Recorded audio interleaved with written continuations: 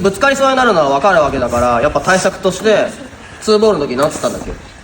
そうボールこうぶつかりそうになった時に絶対こう体引いちゃうと絶対ここボール持ってキャリーしちゃうし、こう引きすぎるとやっぱボールのドリブルの高さ上がっちゃって、ここで手伸ばされてカットされる。分かったことです、はい。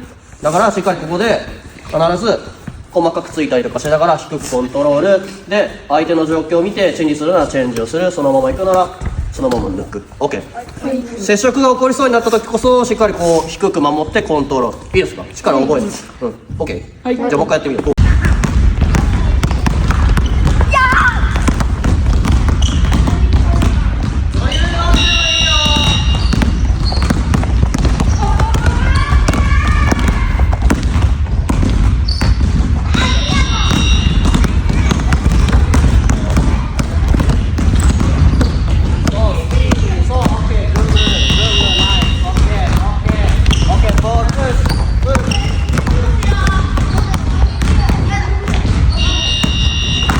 ディフェンスがいた時にちゃんと決められるかどうか。